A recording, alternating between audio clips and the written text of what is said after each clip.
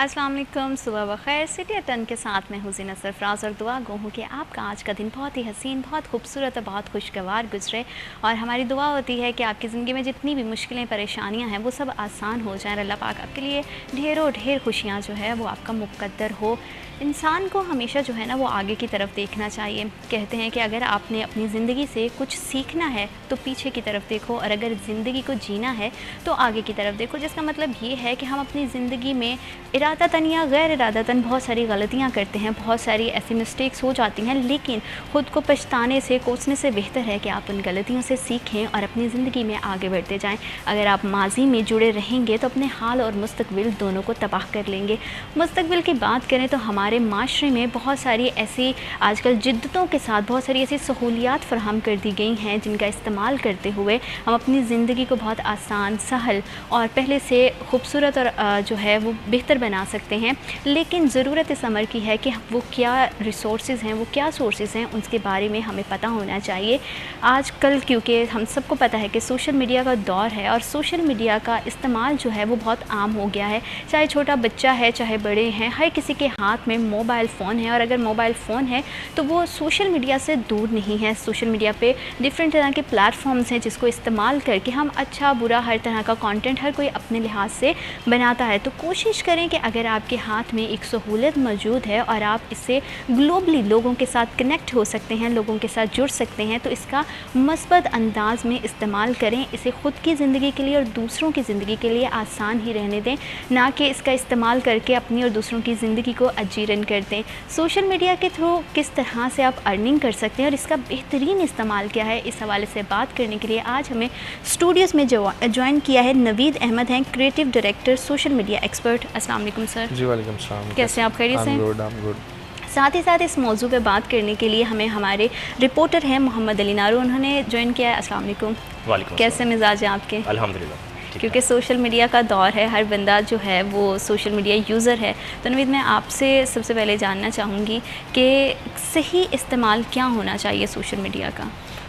Firstly तो ये है कि सोशल मीडिया को हमने अपनी लाइफ के अंदर बहुत ज़्यादा इंडल्ज कर दिया है। और जैसे अभी आपने बात की कि जो टीनेजर्स या जो यंग बच्चे हैं या जो अडल्ट्स हैं वो बहुत ज़्यादा इसका इस्तेमाल कर रहे हैं। इसके इस्तेमाल के साथ साथ हमें ये देखना सबसे ज़्यादा ज़रूरी है कि आप इसको वॉच टाइम कितना देते हैं। तो इसका इम्पेक्ट सबसे पहले आपकी डेली लाइफ पे पड़ता है, आपकी लाइफस्टाइल के ऊपर पड़ता है और आप कितने प्रोग्रेसिव हैं अपनी लाइफ में। इसके अंदर सोशल मीडिया का यूज़ या गैजेट्स का यूज़ बहुत इम्पोर्टेंट है। सेकेंडली, जो आपने पूछा कि इसके क्या फ़ायदे हो सकते हैं, तो उसके अंदर बड़ी ही एक अच्छी बात वो ये है कि आप लोगों के साथ बहुत इजीली कनेक्ट कर सकते हैं, आप कम्युनिटी बिल्ड कर सकते हैं। तो जहाँ तक मैं सोशल मीडिया या जितने भी ये प्लेटफॉर्म्स हैं, इसके अंदर जो मैंने देखा है कि आप लोगों के साथ एक कम्युनिटी बिल्ड करते हैं। एक आप सर्टन नीश ऑडियंस के अंदर, आप सर्टन एक ग्रुप सेक्ट के अंदर आप एक कम्युनिटी क्रिएट कर सकते हैं। तो अगर आप शेफ़ हैं और आप शेफ़ बनना चाहते हैं तो आप वो कम्युनिटी ज्वाइन कर सकते हैं। अगर आप शेफ़ हैं और लोगों को दिखाना चाहते हैं तो आप सर्टन फूड लवर्स हैं उनको जो है उनके साथ कनेक्ट कर सकते हैं। तो इस तरह से है। बाकी इसके ऊपर हम फर्दर भी बात करेंगे कि क्या क्या इसके अंदर वो चीज़ें हैं, किससे नहीं है। क्योंकि सोशल मीडिया क्योंकि हर किसी के लिए बहुत आसानियाँ है। जैसे हमारा अली ताल्लुक़ जो है वो सहाफ़त से है, तो सहाफ़ी के लिए भी जो सोशल मीडिया है वो बहुत ज़्यादा इम्पॉर्टेंट है। और बहुत सारे ऐसे स्टूडेंट्स हैं जो सहाफ़त के शोबे से कहीं ना कहीं जुड़े हुए हैं, जो मास कम्युनिकेशन कह लें या जर्नलिज़म कह लें, इससे अटैच होते हैं। वो जो उनकी जो अट्रैक्ट करती है उनको चीज़, जो स्क्रीन पे आना, अब तो बहुत आसान हो गया। हर किसी के हाथ में मोबाइल फ़ोन है, वो उसका इस्तेमाल करते हुए अपनी वीडियो को रिकॉर्ड करके जो है वो सोशल मीडिया पे डाल सकता है। तो आप क्या समझते हैं कि सहाफ़त में सोशल मीडिया का कितना किरदार है?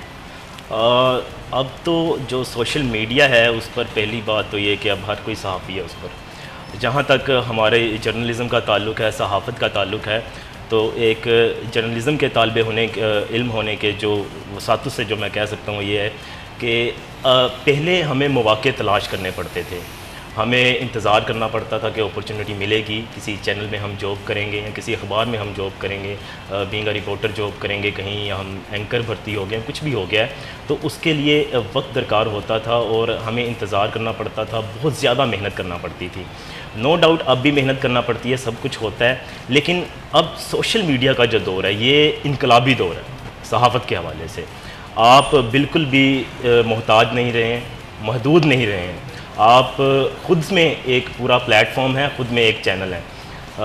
आप ये देखें कि अगर मैंने किसी चैनल के करोड़ों वाले चैनल में जॉब करनी है और मुझे जॉब नहीं मिलती है, और मैं बहुत अच्छा इन्वेस्टिगेशन रिपोर्टर हूँ, या फिर मैं अच्छा बोलता हूँ, या मैं अच्छा चीज़ों को ऑब्ज़र्व करता हूँ, मैं उनको अच्छा स्टोरी टेलर बन सकता हूँ, अच्छा लिखारी बन सकता हूँ, तो मुझे इसके लिए किसी का मोहताज होने की ज़रूरत नहीं है। मैं अगर करोड़ों वाले चैनल्स में काम नहीं कर सकता हूं, तो मैं खुद चंद MBs खर्च करके खुद का चैनल बना सकता हूं और उसको खुद उस पर आ सकता हूं। तो ये एक सोशल मीडिया ने ऐसा प्लेटफॉर्म दे दिया है हमें कि हम अब महदूद नहीं रहे, मौक़ों का इंतज़ार नहीं करना पड़ता। अब दूसरा मसला इसमें यह आया कि जर्नलिज़म पढ़ने के बाद बड़े एनर्जेटिक होते हैं और यही सोच रहे होते हैं कि मैं जाते ही हामिद मीर भर्ती होऊंगा या जाते ही मैं काशिफ अब्बासी लग जाऊंगा कहीं पर। तो ऐसा नहीं है, आपको स्ट्रगल तो करनी पड़ती है। अब सोशल मीडिया का सही इस्तेमाल, ये बुनियादी सवाल है कि आपके पास फेसबुक है, आपके पास ट्विटर है, आपके पास इंस्टा है, आपके पास यूट्यूब है, ये सारे प्लेटफॉर्म्स तो आ गए आपके पास, लेकिन क्या आप जो काम कर रहे हैं उस काम से जो दूसरा आपका व्यूवर है, जो आपका देखने वाला है, जो आपका सब्सक्राइबर है, उसको कितना फ़ायदा पहुंच रहा है, वो कितनी मुफीद मालूमात आप उसको फ़राहम करें, ये बुनियादी सवाल है। जब ये सवाल उठता है तो जिन बच्चों ने, जिन तालिब इल्मों ने किसी दरसगाह में, किसी चैनल में काम नहीं किया होता, किसी आप यूँ कह लें कि अखबार में काम नहीं किया हुआ, और वो डायरेक्ट खुद नशरियात की जानिब चला गया है, तो उनको मसला ये फेस आता है कि उनको बुनियादी उसूल नहीं पता होते। जो पढ़ना है हमने, जो हमने सहाफ़त के निसाब में पढ़ रखा है, ज़रूरी नहीं कि सब कुछ वही का वही आपको फील्ड में भी जाकर मिले, इसलिए वो मसाइल पेश करना पड़ते हैं, उनको मसाइल का सामना करना पड़ता है। अब अगर वो किसी चैनल के थ्रू गया है, किसी अखबार में उसने काम किया है, किसी एजेंसी में उसने काम किया है, बीइंग अ PRO उसने काम किया है, कुछ भी है, उसका अगर तजर्बा फील्ड का है, तो वो जब स्क्रीन पर आएगा तो उसका दिया हुआ वक्त, उसका किया हुआ काम, उसके लिए हुए इनिशिएटिव, तमाम के तमाम जो उसके सब्सक्राइबर्स हैं उनके लिए सूदमंद साबित होंगे। और अगर ऐसा नहीं है, वो लाइल्म है और उसको ख़बर की नौइयत का ही नहीं अंदाज़ा कि कौन सी खबर किस अंदाज से देनी है, मतलब कि आप अंदाज़ा करें, अगर मेरे पास कोई ऐसी खबर है और मुझे लगता है कि इस खबर से ज़्यादा इसका नुकसान ज़्यादा है, तो वो मैं खबर नहीं दूंगा। वो मैं कोशिश करूंगा कि यार ऐसी खबर ना दी जाए जो कि मुआशरे में किसी फलाह का सबब ना बने, किसी की मालूमात में इजाफे का सबब ना बने। तो ऐसे में मैं वो खबर चलाने की बजाय उसको रोकूंगा कि इसको नहीं जाना चाहिए आगे। ब्रेकिंग का जो चक्कर है, जो हमने लाइव का चक्कर डाला हुआ है, लाइव बहुत अच्छी चीज़ है, मुनज़्ज़म चीज़ है, आप फिलफोर ख़बर की रसाई उस तक जाती है, व्यूवर तक पहुंच जाती है। लेकिन लाइव में बहुत ज़्यादा इश्यूज़ भी हैं। आप देखें कि यूरोपियन मीडिया लाइव से सबसे ज़्यादा मोहतात होता है। बराह रास्त नशरियात यूरोप में कम बेश ना होने के बराबर होती हैं, ऐसे ही अमेरिका में है, क्योंकि उन्होंने देखना है कि हमारा जो नाजरीन हैं, हमारे देखने वाले हैं, उन तक मुफीद मालूमात पहुँचे। हर मौजू हर बंदे के लिए नहीं है। अगर मैं फूड के बात कर रहा हूँ तो वो छोटे बच्चे ने नहीं सुननी है। अगर मैं टॉयज़ के खिलौनों की बात कर रहा हूँ तो वो बड़े के लिए, टॉपिक एक जो है वो स्पेसिफिक ऑडियंस के लिए है। बिल्कुल ऐसा ही है। तो ऐसे में जब हमारा नॉर्मल जो सहाफ़ी है, जो डायरेक्ट यूट्यूबर है या फेसबुक पर आया है, अगर वो इन चीज़ों से ना आशना है तो उसका मवाद बिल्कुल भी सूदमंद साबित नहीं हो सकता आम व्यूवर के लिए। क्योंकि वैसे भी यूट्यूब पे भी अगर आप काम कर रहे हो तो उसकी भी कुछ पॉलिसीज़ होती हैं, उसके भी कुछ जो है ना वो लीगली रूल्स हैं जिसको आपको फॉलो करना पड़ता है। अगर तो आप कोई ऐसा कंटेंट जो है वो क्रिएट कर रहे हो जो वायलेंस को लेके आ रहा है या माशरे में इंतशार पैदा कर रहा है, तो वैसे ही आपका अकाउंट जो है वो बैन हो जाता है, if I am not wrong. लेकिन मैं थोड़ा सा ऐड करूँगा, अली ने जो बात की उसके अंदर, कि जो भी स्टूडेंट्स जो मैस कॉम या जर्नलिज़म या इस फील्ड में आना चाहते हैं, तो मेरा अक्सर हम अली से भी मेरी जो डिस्कशन रहती है वो ये है कि एक तलफ़्फ़ुज़ उर्दू का एक ऐसी चीज़ है जिसके ऊपर बहुत ज़्यादा काम करने की ज़रूरत है।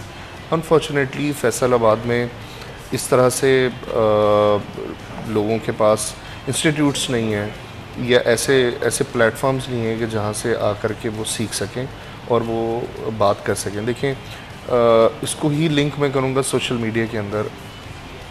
आपके पास फ़ोन है, यू हैव इंटरनेट, आप कनेक्ट करें, आप दुनिया के किसी भी कोने में अपनी बात पहुंचा सकते हैं। लेकिन आपकी जो टारगेट ऑडियंस है उसके ऊपर आपका इन्फ्लुएंस बहुत ज़्यादा है। तो आप क्या बात डिलीवर कर रहे हैं और किस अंदाज में कर रहे हैं, कंटेंट तो एक साइड पे रह गया, लेकिन आपकी जो प्रेजेंटेशन है वो बहुत मैटर करती है। और मैं जितने भी मैस कॉम के स्टूडेंट्स इस वक्त देख रहे हैं उनको यही कहूँगा कि आप जितना ज़्यादा हो सके अपनी इस रीडिंग प्रैक्टिस को, इसके ऊपर वर्किंग करें। और ये it's just matter of time कि आप बहुत जल्द जो है वो किसी, क्योंकि बहुत सारी ऐसी मैंने केसेस सुने हैं, कुछ ऐसी स्टोरी सुनी है कि जी फ़लाँ बंदा था, वो फ़लाँ रेडियो में था, उसको फ़लाँ जगह से सुना गया, किसी को आवाज़ अच्छी लगी, तलफ़ुज़ अच्छा लगा, और फिर वो सो अपॉर्चुनिटीज़ आर देयर। बट आपको उसको निखारने के लिए आपको अच्छा कंटेंट सुनने की, देखने की भी ज़रूरत है। और जो आपने बात की सोशल मीडिया के ऊपर वायलेशन और इस तरह के जो कंटेंट है वो ऑब्वियसली उनके चेक्स होते हैं और वो इजीली मॉनिटर भी होते हैं। और ये बहुत अच्छा इस सेंस में भी है कि पेरेंट्स को भी चाहिए कि अगर वो उनके बच्चे जो हैं वो सोशल मीडिया का कंटेंट बना रहे हैं तो वो हम अक्सर बात भी करते हैं कि कंटेंट ऐसा होना चाहिए कि आप एटलीस्ट अपनी फैमिली के साथ बैठ के देख सकें, सुन सकें। लेकिन बदकिस्मती कह लें कि हमारे माशरे में, हमारे सोशल मीडिया प्लेटफॉर्म पे बहुत ज़्यादा ऐसे चैनल्स या ऐसे प्लेटफॉर्म्स मौजूद हैं कि जिनका कंटेंट फैमिली के साथ क्या आप दोस्तों में बैठ के भी नहीं देख सकते, सुन सकते। बट वो क्या कह सकते हैं कि नाम ना होगा तो वो क्या, जो भी बदनाम ना होंगे, तो वो ये बात है। बाकी रही बात सोशल मीडिया प्लेटफॉर्म के, जहाँ से आपने शुरू किया कि इसके फ़ायदे क्या हैं, तो बहुत एक वसी एक ऐसा प्लेटफॉर्म है जहाँ पे आप मल्टीपल काम कर सकते हैं। एक चीज़ मैं ज़रूर ये यहाँ पे कहना चाहूँगा कि हम लोग भी यही बात करते हैं कि जी यूथ को आगे आना चाहिए, यूथ को काम करना चाहिए, स्किल के साथ आना चाहिए, फ्रीलांसिंग करनी चाहिए, पैसे कमाने चाहिए। इस सब में एक जो बेसिक पॉइंट है वो ये सब भूल जाते हैं, वो ये है कि स्किल्स का होना बहुत ज़रूरी है। विदाउट स्किल्स अगर आप ये कहें कि जी मैंने अर्निंग करनी है, वो फलां जो है वो मेरे चचा ये काम कर रहे हैं, मामू ये कर रहे हैं, भाई ये कर रहे हैं, इट्स नॉट पॉसिबल। मसला ये है कि हमारे यहाँ इस तरह के इंस्टीट्यूट्स हैं जो शॉर्ट कोर्सेज़ पे वो बच्चों से थोड़े वक्त में स्किल्स प्रोवाइड कर रहे हैं। वो कहीं ना कहीं शायद कुछ अच्छे भी होंगे, ऐसा नहीं है, बट ये है कि वो बच्चों को कुछ भी नहीं सिखा रहे। और वो एक एज ब्रैकेट है सर्टन 16 से 22 साल के दरमियान में, जहाँ पे बच्चा जस्ट एक फ़ुटबॉल की तरह होता है कि इधर से उसको किक लगी वो उधर चला गया, उधर से किक लगी इधर चला गया। तो वो उनकी डायरेक्शन ठीक नहीं है इन टर्म ऑफ स्किल्स, कि उन्होंने क्या स्किल सेट हासिल करना है और कैसे उसको अर्निंग के अंदर उसको लेकर के जाना है। फॉर एग्ज़ाम्पल एक छोटी सी एग्जांपल है कि एक बच्चा है जिसको ग्राफिक डिज़ाइनिंग का बहुत शौक़ है। अब वो ग्राफिक डिज़ाइनिंग की फ़ील्ड में बहुत ज़्यादा अर्न कर सकता है। कई अच्छे डिज़ाइनर्स हैं, इवन पाकिस्तान में कई फ्रीलांसर्स हैं जो बहुत अच्छा कमा रहे हैं, लेकिन उसको वो स्किल सेट हासिल करने के लिए एक सर्टेन टाइम रिक्वायर है। जैसे ही वो ग्राफिक डिज़ाइनिंग के अंदर आता है तो एक और स्किल साथ में अटैच हो जाती है, एंड दैट इज़ एनिमेशंस। अब जब एनिमेशंस अटैच होती हैं तो वो एक डिफरेंट सिनेरियो क्रिएट हो जाता है। तो ऐसे में ये सारी स्किल्स किसी भी एक ऑक्यूपेशन में या किसी भी एक फील्ड में कनेक्टेड है, तो उसके लिए स्किल्स के बगैर अर्निंग ये एक समय से बाहर है, जो कि यूथ को एक बहुत बड़ा रियलिटी चेक है।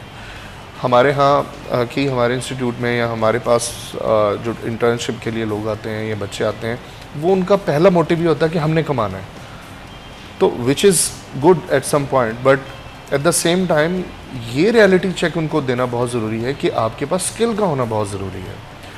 आप ये समझें कि आप एक दौर था कि DSLR जो कैमराज़ है वो बहुत ज़्यादा आम हो गए थे, हर किसी के पास वो फोटोग्राफी और वीडियोग्राफी। अब कैमरा लेके, मोबाइल लेके, गिटार लेके आप म्यूजिशियन नहीं बन सकते। उसके लिए आपको एक सर्टेन टाइम रिक्वायर है, आपको उसके अंदर उतनी ही महारत हासिल करनी पड़ती है, एंड देन आप उसके अंदर सोच सकते हैं या देख सकते हैं, और प्लेटफॉर्म भी फिर आपको जो है वो अर्निंग के सोर्सेज प्रोवाइड करते हैं। हम इसी अपनी बात को जो है वो कंटिन्यू करेंगे, लेकिन वक्त एक छोटे से ब्रेक का। Will be right back after a short break.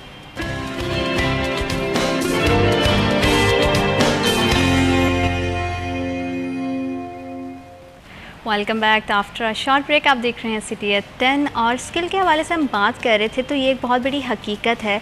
देखिए, शॉर्ट कोर्सेज़ आपको बेसिक सिखा सकते हैं। हम ये नहीं कहते हैं कि हर इदारा ही गलत है। अगर आपको शॉर्ट कोर्सेज़ प्रोवाइड किए जा रहे हैं, ऑफ़र किए जा रहे हैं, तो उसका मतलब ये है कि आप बेसिक सीखें। अगर आप अर्निंग करना चाहते हैं, विच इज़ गुड थिंग, आपका वो एम होना चाहिए, लेकिन उस एम को पहुँचने तक, उसको अचीव करने तक जो पूरा रोड है वो आपकी स्ट्रगल होती है, आपकी हार्ड वर्क होती है। आपको ज़्यादा से ज़्यादा जो है अपनी स्किल पे काम करना चाहिए। आप जितना ज़्यादा अपनी स्किल को पॉलिश करेंगे उतना ही अच्छा आप अर्न कर सकते हैं, क्योंकि कभी भी आपकी मेहनत जो है वो रायगा नहीं जाती है, वो वेस्ट नहीं होती है। तो हमेशा एक जो बात है वो अपने माइंड में रखें कि अगर आप कोई भी एम, कोई भी गोल सेट कर रहे हैं तो उसके लिए आपको मेहनत करना ही पड़ेगी, आपको स्ट्रगल करना ही पड़ेगी। इसमें कोई दो राहें नहीं है। ओवरनाइट कुछ भी नहीं होता है। हाँ, कुछ लक का जो है वो खेल ज़रूर होता है। कुछ लोग होते हैं, हम कह सकते हैं लाखों में या हज़ारों में कोई एक दो होते हैं जो ओवरनाइट स्टार बन जाते हैं, जिनकी किस्मत जो है वो ओवरनाइट चेंज हो जाती है। लेकिन बाकी जितने लोग हैं उन सबको मैं समझती हूँ कि मेहनत का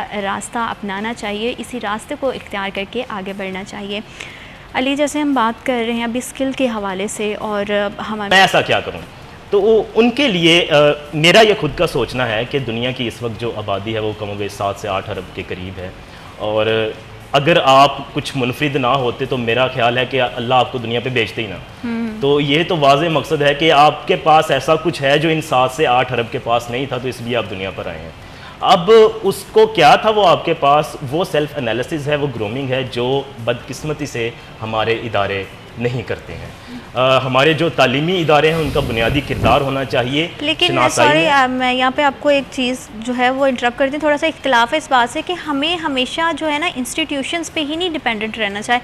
बाय सेल्फ आपकी भी अपनी प्रैक्टिस है, मेरी भी खुद की प्रैक्टिस है। हमने खुद की जो सेल्फ ग्रूमिंग है उस पर खुद भी काम किया है। हम हमेशा दूसरा सिर्फ ये कह दें कि इदारे नहीं सिखा रहे हैं, इंस्टीट्यूशंस की भी हमने बात की है कि इस तरह के इंस्टीट्यूशंस नहीं हैं।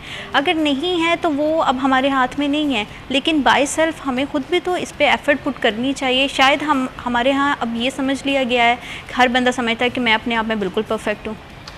बिल्कुल जिन्नत, आपने दुरुस्त फरमाया, बजा फरमाया। मसला ये है कि जब हम इदारों की बात करते हैं तो वो हमारी पहली दरसगाहें होती हैं, जहाँ पर हमें रिस्पांस मिलता है, जहाँ पर हमें पर्सनैलिटी कमेंट्स आते हैं कि आप क्या हैं।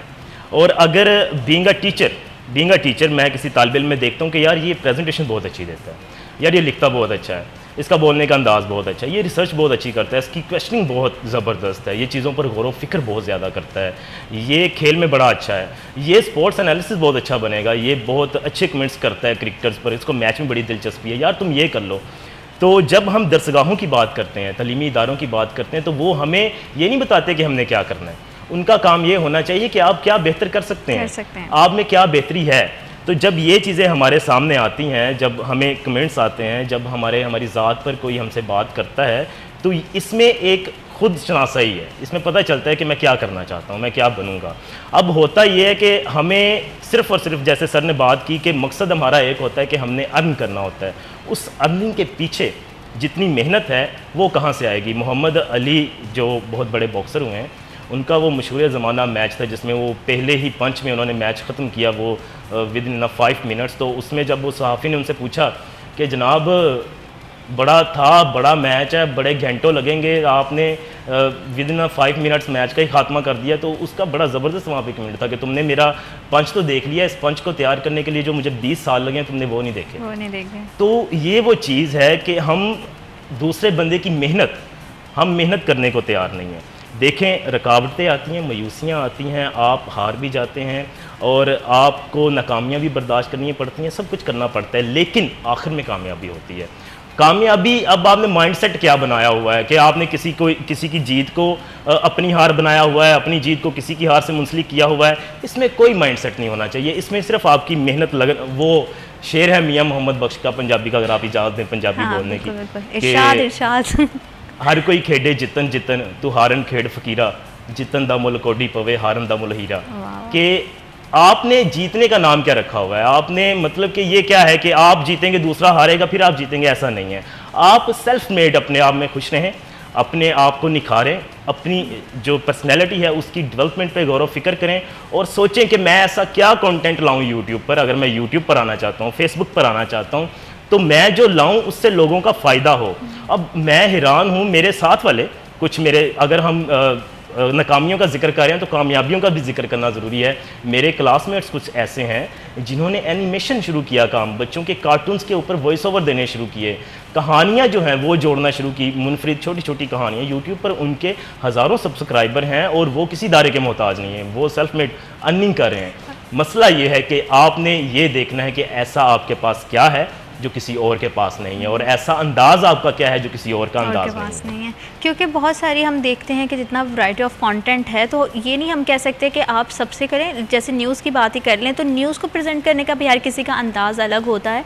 और अगर आपकी पूरी बात को मैं थोड़ा सा समराइज़ करूँ तो उसमें ये चीज़ आती है कि आपका जो कंपटीशन है ना, वो आप खुद ही होने चाहिए। Healthy competition. कभी ये मत सोचें कि दूसरे से मुझे आगे बढ़ना है, किसी को नीचा दिखा के, किसी को जो है ना किसी के हार का कहते हैं ना कि वह दूसरे की हार देख के अगर आप खुश हो रहे हैं तो जो आपके पास जीत है वो भी परमानेंट नहीं है। तो हमेशा ये सोचना चाहिए। अगर हम वैरायटी ऑफ कंटेंट की बात करें तो किस तरह हम दूसरों का देख लें, जैसे बहुत सारे फैसलाबाद से भी या पूरे पाकिस्तान से दुनिया भर में बहुत सारे कंटेंट क्रिएटर्स हैं जो बैठे हुए हैं डिफरेंट प्लेटफॉर्म्स पे, बहुत अच्छा कंटेंट जनरेट कर रहे हैं। तो जब बच्चे या कोई भी नए स्टूडेंट्स हैं या कंटेंट क्रिएटर्स हैं, वो ये सोचते हैं लेकिन वो 6 महीने बाद जो है 4 महीने बाद मायूस हो जाते हैं। तो खुद को मोटिवेट करने के लिए किस तरह करना चाहिए, क्योंकि ये पूरा एक प्रोसीजर होता है। एटलीस्ट आपको कुछ टाइम इसको देना चाहिए, 1 ईयर, 1.5 ईयर, 2 ईयर्स, उसके बाद आपकी जो है अर्निंग स्टार्ट होती है। तो पूरा स्ट्रगलिंग फेज़ किस तरह से लोग उसको फेस कर सकते हैं और ख़ुद को मोटिवेट कैसे रख सकते हैं इस पूरे प्रोसीजर में। बहुत ही अच्छा आपने क्वेश्चन रेज़ किया है। इस सवाल का जवाब मैं ज़रूर देता हूँ। मैं पहले अली की बात के ऊपर थोड़ा सा मैं इसको क्लब करना चाहूँगा। हमारे यहाँ सोशल मीडिया प्लेटफॉर्म पे एक लफ्ज़ यूज़ करते हैं हम, वायरल। जी वायरल हो गया कंटेंट, वायरल होगी वीडियो। अब वायरल के साथ हम ये नहीं कहीं पे भी आप सुनेंगे कि बहुत अच्छा कंटेंट था और वायरल हो गया। ठीक है, तो ये तय करना होता है आपकी कॉन्साइंस ने, आपके ज़मीर ने और आपकी माशरे ने कि कंटेंट किस तरह का है। लेकिन वायरल तो बड़ी बड़ी चीज़ें हो जाती हैं। तो ये सबसे पहले समझना बहुत ज़रूरी है कि हर कंटेंट वायरल कंटेंट नहीं होता, हर कंटेंट जो है वो फ्लॉप भी नहीं होता। ये आप एक सर्टेन ऑडियंस के लिए कंटेंट क्रिएट करते हैं। तो सबसे इम्पॉर्टेंट चीज़ ये है कि आप अपनी ऑडियंस, टारगेट ऑडियंस तय करें कि ये वो लोग हैं जिनको मैंने टारगेट करना है, ये वो ऑडियंस है जिसके लिए मैंने कंटेंट क्रिएट करना है। अब इसमें ज़रूरी नहीं है कि आपका हर कंटेंट वायरल हो। ये इसके सोशल मीडिया के अपने एल्गोरिथम होते हैं, उसके अकॉर्डिंगली ये सारा वर्कआउट करता है। नवीद, आपकी मैं बात को यहीं से कंटिन्यू करूंगी, लेकिन वक्त तो एक छोटे से ब्रेक का। Will be right back after a short break.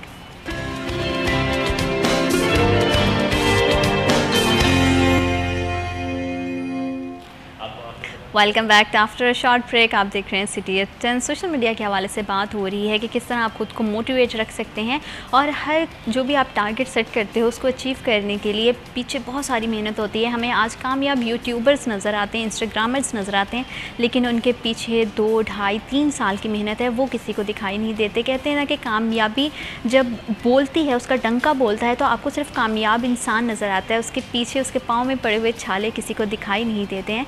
तो अगर आप किसी की कामयाबी को अप्रिशिएट करते हैं और उससे इंस्पायर होते हैं, तो उसके पीछे की स्ट्रगल को भी जो है वो थोड़ा सा उस पर भी नज़रसानी करें, उसको भी जो है वो खंगालें और देखें कि किसने कितनी ज़्यादा मुश्किलात को, कितनी ज़्यादा इख्तलाफात को जो है वो फ़ेस करके जो है वो आज भी मंजिल हासिल की है। जब आप शुरू करते हो ना सफ़र कोई भी, तो आप तन्हा होते हो। जब आप कामयाब हो जाते हो तो आपके पास लोगों का एक हजूम आ जाता है जो आपको ये जताने की कोशिश करते हैं कि वो हमेशा से आपके साथ है। तो हमेशा तन्हा चलें, अपना कंपटीशन खुद को माने और एक हेल्दी और पॉजिटिव वे में जो है अपनी स्ट्रगल को हमेशा जारी रखें, तो इंशाल्लाह कामयाबी आपका मुकद्दर होगी। नवीद, हम बात कर रहे थे इसी हवाले से कि किस तरह से मोटिवेट खुद को रखा जा सकता है जब आप सोशल मीडिया पे ये डिसाइड कर लेते हो कि अब आपको कंटेंट क्रिएट करना है। सबसे पहली बात तो ये है कि ये आपको ये पहले आपने ये समझना है कि it's a full time job, it's not a side gig or something like that, it's a full time thing. आपने इसको हम बोलते हैं, जैसे हमारी फील्ड में होता है ऐसे कि प्री प्रोडक्शन और पोस्ट प्रोडक्शन जैसे हम यूज़ करते हैं। तो ये आपका शूट होने से पहले और शूट होने के बाद एक प्रोसेस है पूरा, जिसके अंदर आपको जो है वो वक़ार और मतानत और बुर्दबारी और सब्र के साथ जो है वो गुजारना पड़ता है। तो उसके लिए सबसे इम्पॉर्टेंट चीज़ तो ये है कि ये समहाउ ये कुछ ऐसी नौयत भी है कंटेंट क्रिएशन के अंदर या आपके चैनल जो भी आपका है कि टीम वर्क रिक्वायर है, और आप इटसेल्फ एक बंदा भी एज ए टीम काम करता है कि वो खुद ही कैमरामैन है, खुद ही वो, क्योंकि स्टार्टिंग में तो सारी बात हाँ है by self one person army जिसको कहते हैं वही होते हैं। तो आपने ये है कि घबराना नहीं है, पहली बात तो ये है आपने फुल टाइम उसको देना है। वो एक हमारे कुलीग हैं तो वो बड़ी अच्छी बात कहते हैं जी आजकल के दौर में हर बंदा अर्निंग करना चाहता है, कहता जी कोई बंदा फ्री में भी किसी को पैसे देता, तो मैंने कहा जी बिल्कुल नहीं देता, तो यूट्यूब और फेसबुक और इंस्टाग्राम को फ्री में क्यों पैसे देंगे। तो उसके लिए उनकी कुछ कमिटमेंट्स हैं, कुछ आपको उसको टाइम देना पड़ेगा, कुछ आपको उस प्लेटफॉर्म के लिए भी कुछ ना कुछ करना पड़ेगा। जैसे मैंने शुरू में बात की, ये बात बड़ी ही इंपॉर्टेंट है, कंटेंट एक साइड पे आप रखें, आपने एक सर्टेन कम्युनिटी बिल्ड करनी है, क्योंकि यूट्यूब का और फेसबुक और सोशल मीडिया को जितना मैं समझाऊँ, it's all about building community. अगर आप कम्युनिटी एक अच्छी बिल्ड कर लेते हैं और आप देख लेते हैं कि आपका जो भी कंटेंट है उससे रेलेवेंट कौन से लोग हैं, और सर्टन जिसको हम सब्सक्राइबर का नाम देते हैं या फॉलोअर्स या लाइक्स का, तो ये वो लोग हैं जो आपके साथ फिर चलते हैं। आपने उनको साथ लेकर के चलना है, उनकी पसंद नापसंद, उनको किस टाइम पे कौन सी चीज़ आपने दिखानी है, कौन सी इन्फॉर्मेशन देनी है, कुछ टेक से रेलेवेंट है तो आप उस तरह के आपको कंटेंट बनाना पड़ेगा, फिर उसी हिसाब से आपको जो है वो मॉडरेट करना पड़ेगा लेटेस्ट। अब जैसे आज से तकरीबन कोई 2 साल पहले जब चैट जीपीटी या आर्टिफिशियल इंटेलिजेंस इतना ज़्यादा आम नहीं था, तो कुछ लोगों ने उसको जो है वो सीखा, फिर उसके बाद कंटेंट क्रिएट करना शुरू किया। मैं देख रहा था कि इसके ऊपर अब एआई जो वर्ड है, कीवर्ड है या चैट जीपीटी है, इसके ऊपर बेतहाशा वीडियोस मौजूद हैं। तो ये रिसर्च के अंदर आता है कि कौन सी कंटेंट आने वाला है, कौन सी चीज़ आने वाली है। फॉर एग्जांपल एक छोटी सी एग्जांपल कि अब इस बात का तो ताल्लुक़ नहीं है इस चीज़ से कि आपने वीडियो बनानी है 6 माह बाद, लेकिन अब विंटर्स आ रहे हैं तो आप अभी से प्लान करें कि जी मैंने डिश कौन सी बनानी है विंटर्स के लिए। तो ये इस तरह की सॉफ्ट स्किल्स, इस तरह का सॉफ्ट जो आपकी रिसर्च है, ये बहुत काउंट करती है।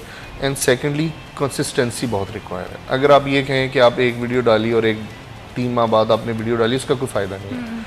इसी तरह अगर हम कंटेंट क्रिएशन के अलावा अगर हम बात करें दूसरे प्लेटफॉर्म की, कि हम किसी के लिए किसी वेबसाइट की एसईओ कर रहे हैं, या हम किसी चैनल को प्रमोट कर रहे हैं, या किसी फेसबुक पेज किसी ब्रांड के साथ आप काम कर रहे हैं, या आपका अपना ब्रांड है और आप चाह रहे हैं कि उसको मार्केट के अंदर मैंने सेल आउट करना है, क्योंकि ये भी सोशल मीडिया के एक बहुत बड़ा जुज़ है इसके अंदर कि आप अपने ब्रांड्स को भी प्रमोट कर सकते हैं। तो उसके अंदर भी ये है कि आपको कंसिस्टेंसी जो है वो बहुत रिक्वायर है कि आपने कौन सी पोस्ट, कौन सा कीवर्ड, तो ये it's a full time job, it's a full time work, और आपको बड़ी डेडिकेशन के साथ ये काम करना पड़ेगा। और यूथ का चूँकि इट्सेल्फ वैसे भी जिस एज ग्रुप में होते हैं तो वो थोड़े से इम्पल्सिव होते हैं, थोड़े से ज़्यादा उनको बहुत जल्दी सब कुछ चाहिए होता है। बोलेंगे हाँ जी, तो बहुत कुछ बहुत जल्दी चाहिए होता है, तो इट टुक टाइम, और कामयाबी ज़रूर मिलती है।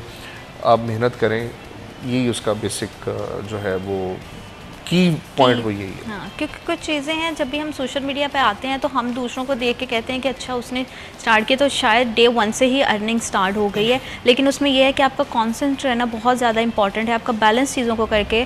और जैसे अभी भी बात की है कि विंटर से पहले ही जो है ना, अगर हम देखते हैं हमारे यूट्यूबर्स हैं, ब्लॉगर्स हैं, तो वो एक माह पहले, 1.5 माह पहले पूरा कॉन्टेंट जो है वो तैयार करके उसको, जिसको हम कहते हैं बैकअप करना शुरू कर देते हैं।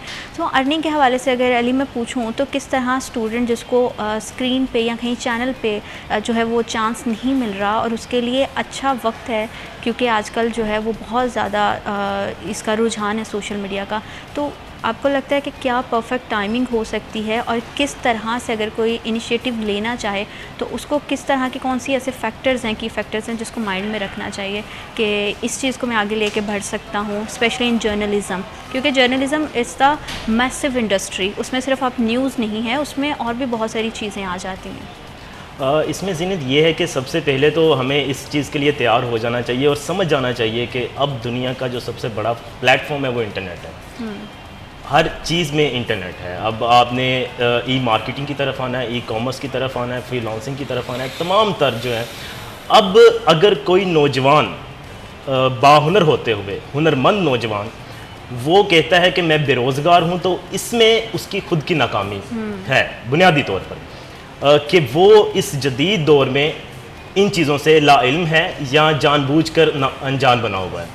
उसको चाहिए कि सबसे पहले देखे कि मेरे पास मौक़े कहाँ कहाँ पर हैं, इंटरनेट पर मौक़े कहाँ कहाँ पर हैं। वो जिस भी इस शोबे से ताल्लुक़ रखता है उसके लिए इंटरनेट पर मौक़े मौजूद हैं। इंटरनेट पर ऐसी कोई अब चीज़ नहीं रहेगी जो आपको प्लेटफॉर्म मुहैया ना करती हो। आप फ्री लॉन्सिंग करें, आप व्लॉगिंग करें, आप किसी भी शोबे से ताल्लुक़ रखते हैं और किसी भी चीज़ को आप समझना चाहते हैं या उसमें आगे जाना चाहते हैं तो इसमें आए। अब होता ये, हमारा अलमिया ये है कि हम बहुत बड़े यूज़र्स हैं और सोशल मीडिया पर हमारा बेतहाशा हम इस्तेमाल करते हैं, लेकिन बेजा इस्तेमाल करते हैं। एक होता है सोशल मीडिया यूज़र जिसको हम एक्टिव यूज़र कहते हैं, जो चीज़ों को ऑब्ज़र्व करता है। अब मैं स्क्रॉलिंग करता जा रहा हूँ, मैं कोई लगा हूँ, मेरे पास 1 से 1.5 घंटा था, मुझे पता चल गया कि जनाब, अब मैं अपनी बात कर लेता हूँ कि मैंने 12 की खबर 10 बजे कर ली और मेरे पास 2 घंटे हैं, अब मैंने क्या करना है। तो मैं जी स्क्रॉलिंग करना शुरू हुआ हूँ। पहले मैं व्हाट्सएप पे गया हूँ, वहाँ पे मैंने चैट्स देखी हैं, ग्रुप्स देखे हैं, वहाँ से मैंने क्लिक आउट किया है, बाहर आया हूँ, फिर मैंने अपनी फेसबुक पे देखी है, देखा है कि मोहल्लेदार ने किस किस ने क्या क्या पोस्ट किया है, चाची ने क्या कहा है, मम्मी ने क्या कहा, वो सारा देखा। और फिर मैं यूट्यूब पे आया कि मेरे पसंदीदा व्लॉगर ने कोई वीडियो नहीं चढ़ाई है, नहीं चढ़ाई, क्या किया, पोस्ट किया नहीं किया। उससे हटा तो मैं टिकटॉक पे गया। टिकटॉक में मैंने देखा कि कौन कौन से नई डांसिंग मूव्स आए हैं, कुछ नया कुछ निकला है, नहीं निकला है। अब मैं मुसलसल जाता जा रहा हूँ और 2 घंटे का मुझे पता भी नहीं चला। और 2 घंटे बाद मैं फिर परेशान हूँ कि मैंने ये 2 घंटे क्या किया। और अगर परेशानी के बाद भी मेरा ज़मीर जो मुझे झंझोड़ता नहीं है और मुझे एहसास नहीं दिलाता कि जनाब आपने 2 घंटे ज़ाया किए हैं, आपने वक्त का ज़या किया है और रख रखा के किया है, जानते बूझते हुए किया है, ठीक है, अल्लाह अपना इल्म होते हुए आपने सारा कुछ कर दिया है और आपका जो फ़ायदा है वो कुछ भी नहीं हुआ। तो ऐसा यूज़ नहीं चाहिए हमें फेसबुक का। जैसे सर ने बात की कि आपकी एक ऑडियंस है, आपके टारगेटेड बंदे हैं, आप अच्छे लिखा रही हैं ना, तो आपके फेसबुक के ऊपर अच्छे दानिश्वर होने चाहिए। आप अच्छा बोलना चाहते हैं ना, तो आपके यूट्यूब पर अच्छे स्पीकर आपके पास, आपके सब्सक्राइबर होने चाहिए, आप उनको देखते हैं, ठीक है। आप अच्छा लिखना चाहते हैं तो अच्छे कॉलमनिस्ट आपके पास होने चाहिए। आप अच्छा सुनते हैं तो आपके पास अच्छे स्पीकर होने चाहिए। ये वो सारी चीज़ें हैं कि जब जो मैं कर रहा हूँ वही मैं सुन रहा हूँ, वही मैं दिखा रहा हूँ, वही मैं देख रहा हूँ, वही मैं प्रैक्टिस करता हूँ, तो इसके अलावा और कोई चीज़ रह नहीं जाती कि मैं कामयाब ना हूँ। मेरी तरजीहात भी वही हैं, मैं कर भी वही रहा हूँ और मैं करूँगा भी वही। फैसिलिटी है तो उसको अच्छे से इस्तेमाल करें, बजाय उसको वेस्ट करने के उसको यूटिलाइज़ करें ताकि हमारा फ्यूचर बेहतर हो सके। अली, आपका बहुत शुक्रिया, आपने हमें और हमारे प्रोग्राम को वक्त दिया। नवीद, आपको भी बहुत शुक्रिया, आपने हमें और हमारे प्रोग्राम को वक्त दिया। यहाँ पे वक्त देते छोटी सी ब्रेक का। Will be right back after a short break.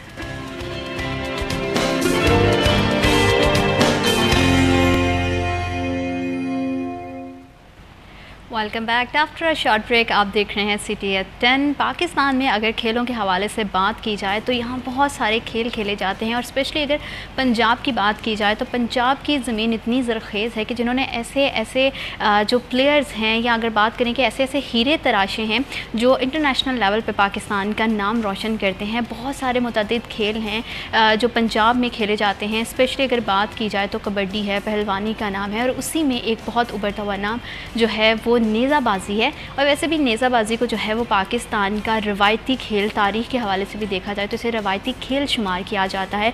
Punjab भर में जो है वो पूरा साल में नेज़ाबाजी के बहुत सारे मुकाबले जो है वो मुनक्किद होते हैं। एक वक्त था जब इसे बादशाहों का खेल तस्वुर किया जाता था, तो क्या अब भी पाकिस्तान में नेज़ाबाजी की वही मकबूलियत है?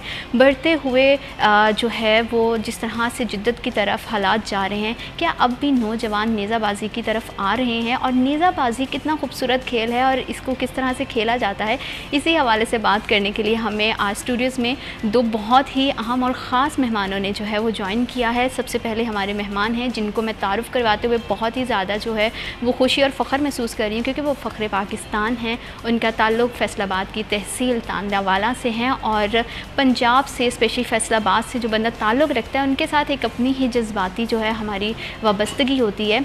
तो विदाउट वेस्टिंग टाइम उनकी तरफ जाते हैं और उनसे मैं तारुफ़ करवाती हूँ। ये ऐसे जो है वो सवार हैं, घोड़सवार नेज़ाबाजी के, जिन्होंने इंटरनेशनल लेवल में जो है वो साउथ अफ्रीका में टैंक पैगिंग के मुकाबले में दूसरी पोजीशन हासिल की और सिल्वर मेडल भी हासिल किया। हमारे साथ हमें स्टूडियोज़ में इस वक्त ज्वाइन किया है अरफान महमूद वट्टू ने। अस्सलाम वालेकुम सर, कैसे हैं आप? जी अल्लाह का। बहुत शुक्रिया हमें और हमारे प्रोग्राम को वक्त देने के लिए, आपकी तशरीफ़ आवरी के लिए बेहद मशकूर हूँ।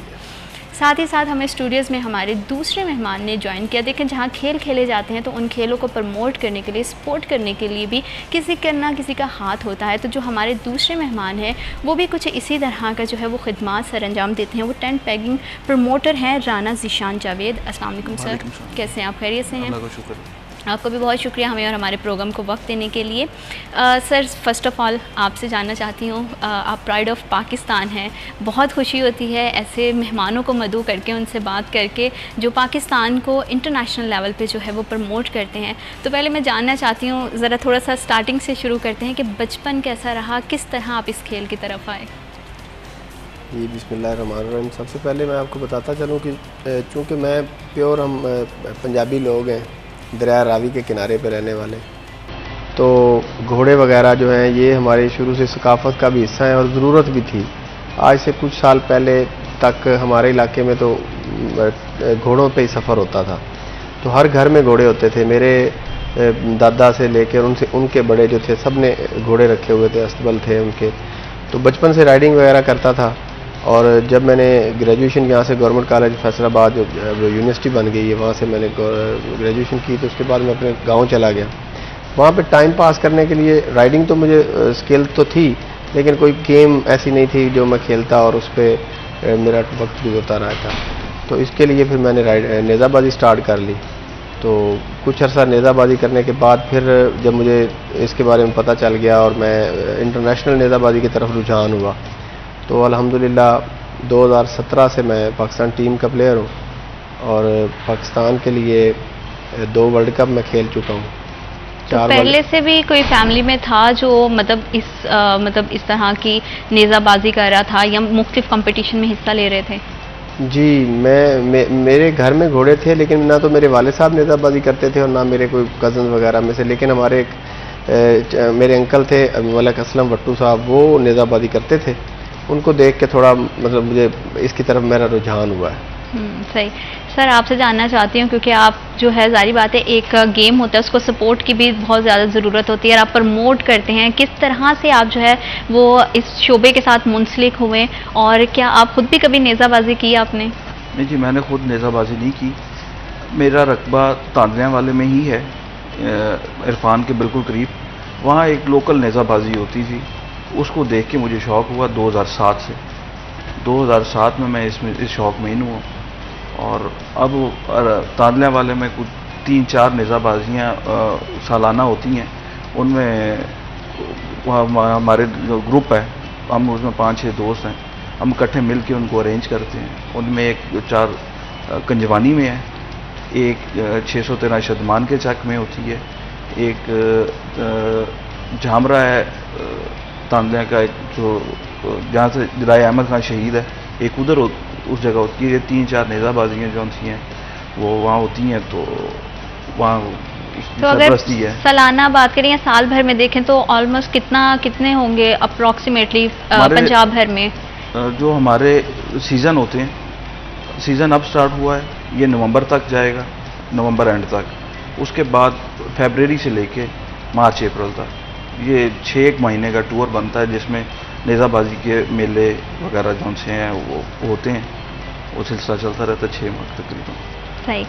इरफान, मैं आपसे जानना चाहती हूँ, जैसे आपने अभी बात की कि बचपन से ही घर में बहुत सारे घोड़े थे, तो हमने एक बात भी सुनी है कि जब आप पैदा हुए तो गुड़ती देने से पहले ही आपको घोड़े पे सवार कर दिया गया। तो इस कहानी में कितनी सदाकत है? ये बिल्कुल ठीक बात है, मैंने कोई ऐसी बात नहीं की थी। वाकई वो मैंने उधर भी बताया था कि मैं, चूँकि मेरे वालिद साहब अपने भाइयों में सबसे छोटे थे और उनकी औलाद नहीं थी पहले, मतलब काफ़ी शादी से काफ़ी अर्सा बाद में पैदा हुआ ना, तो वो मेरे ताया जो थे वो हमारे घर जब मैं पैदा हुआ तो वो बाहर डेरे पे लोग थे, तो उनको दिखाना चाहते थे कि मेरा भतीजा हुआ है, तो वो घर से मुझे घोड़े पे सवार करके डेरे पे लाए थे और मुझे तब तक गुड़ती नहीं दी गई थी। तो आप कह सकते हैं कि मुझे गुड़ती में घोड़े पे सवार किया गया था। मतलब कि जैसे होता है कि वैसे तो आम घरों में कहा जाता है छोटा बच्चा है तो इसको कुछ दिन तक बाहर नहीं निकालना, ये नहीं है, तो मतलब आपकी वाबस्तगी दुनिया में आते ही जो है वो घोड़ों से करवा दी गई, तो शायद इसीलिए ये सारा चीज़ें हुई। अच्छा, मैं एक चीज़ और भी बड़ी मुझे जो है वो इस चीज़ की है कि मैं क्यूरियोसिटी के आपसे पूछूं कि जब आपका फर्स्ट टाइम आपने ये डिसीजन लिया कि आपको जो है वो नेज़ाबाजी करनी है, तो वो क्या माइंडसेट था, क्या थॉट था उसके पीछे, और कोई ऐसी पर्सनैलिटी है जिसने आपको इंस्पायर किया? जी बिल्कुल, जहाँ तक इंस्पायर करने की बात है तो इंस्पायरेशन मुझे तब से मैंने हुई मुझे जब मैं नेज़ाबाजी में आ गया था। किसी से इंस्पायर वो बताया आपको, मेरे अंकल थे, उनको देखा, उन्होंने मुझे कहा कि एक दफ़ा मैं एक हमारे करीब ही एक नेज़ाबाजी हो रही थी, तो वहाँ पे मैं तो ऐसे ही देखने के लिए चला गया। तो उन्होंने मुझे थोड़ा सा मोटिवेट किया कि आप घोड़े पे चढ़ो, तुम घोड़ा तो दौड़ा लेते हो, तो नेज़ाबाजी मुश्किल नहीं है।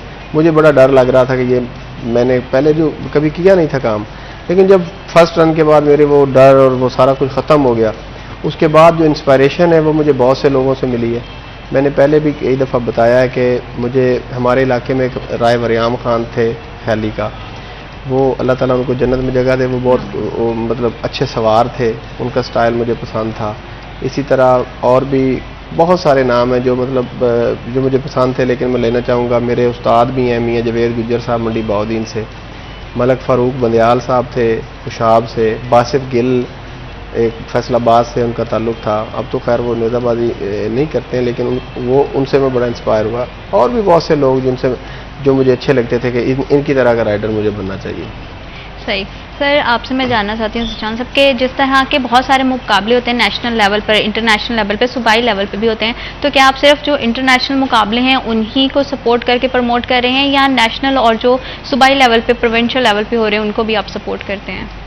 अब बेसिकली हमारा एक क्लब है जिसमें हम पार्टिसिपेट करते हैं। हमारे जो लोकल इलाके में नेज़ाबाजी हैं, हम उसको वहाँ रिप्रेजेंट करते हैं। हमारे उसकी वो जो मेले करवा रहे उसमें कमेटी का हिस्सा होते हैं। बाकी जो सरकारी लेवल पे होते हैं उनमें पार्टिसिपेट तो हम ज़रूर करते हैं। पंजाब में जिस भी जगह भी हो, पाकिस्तान में भी जिस भी जगह भी हो, वहाँ जाते हैं।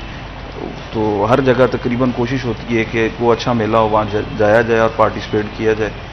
और उसकी एक वजह घोड़े अच्छे हैं, और घोड़ों का भी इसमें बड़ा होता होगा ना कि इनकी खुराक का ख्याल रखना, उनका जारी बात है राइडर है अगर राइड कर रहा है, घोड़े को किस तरह से कंट्रोल करना, ये पूरा एक बहुत प्रोसेस रहता होगा इसमें। मैं थोड़ा ऐड करता चलूँ कि ये जो इंटरनेशनल की आपने बात की, जहाँ तक ये इंटरनेशनल टेंट पैकिंग का ताल्लुक है, तो वो पाकिस्तान में अभी तक ना इस लेवल पे नहीं आई है कि हर जगह पे आप उसका अरेंज कर सकें, क्योंकि उसमें थोड़ा ग्राउंड तो सेम होता है, लेकिन वो उसके इक्विपमेंट्स जो हैं वो मुख्तलिफ होते हैं, उसमें ज़्यादा चीज़ों की ज़रूरत होती है, कैमरे, वो चीज़ें जो है ना वो हमारे पास अभी इधर अवेलेबल नहीं है। वो सिर्फ दो हैं, एक ऐसे गार्डन वाले हैं और एक सुल्तान मोहम्मद अली साहब हैं जो हमारे EFP के प्रेसिडेंट हैं, वो एक इवेंट करवाते हैं हर साल खुशाब में।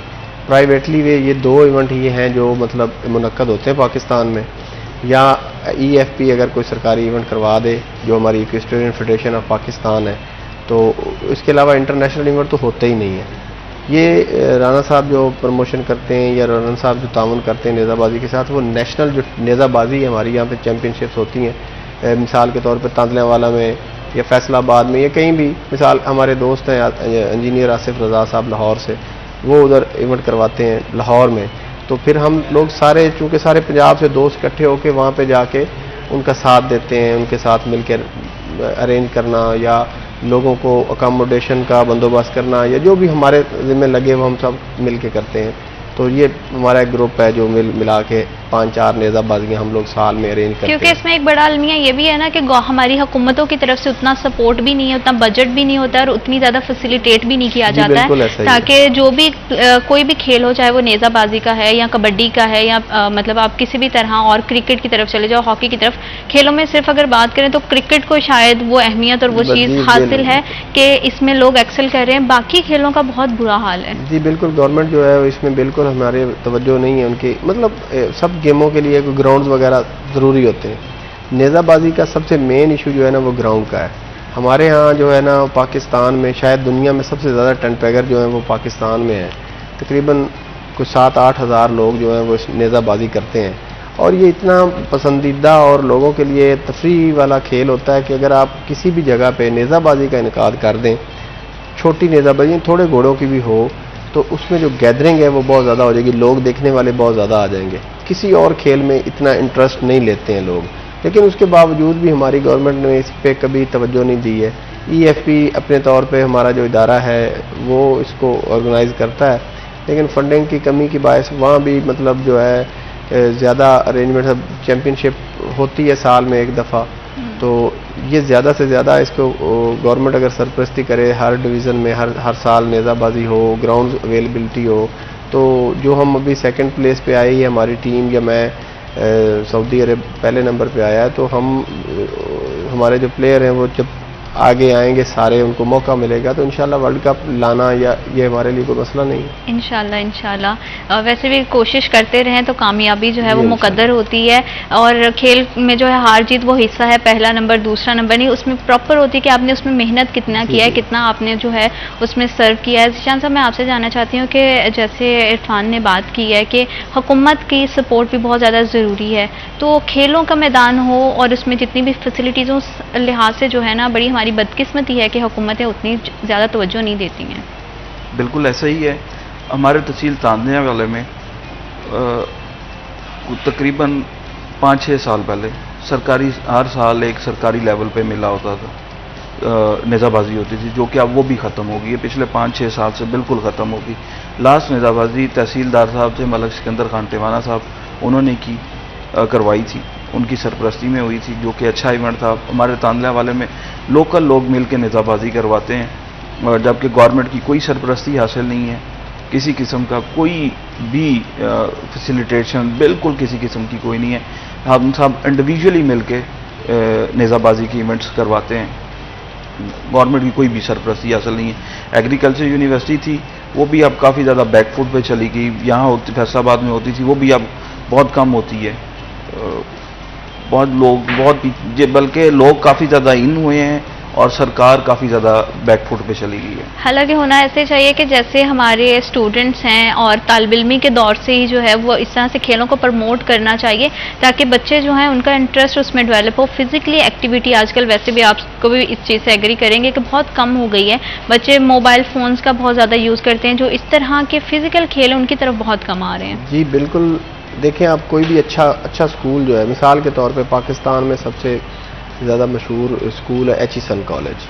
मैं आपकी बात को यहीं से कंटिन्यू करूंगी, लेकिन वक्त हुआ एक छोटे से ब्रेक का। Will be right back after a short break.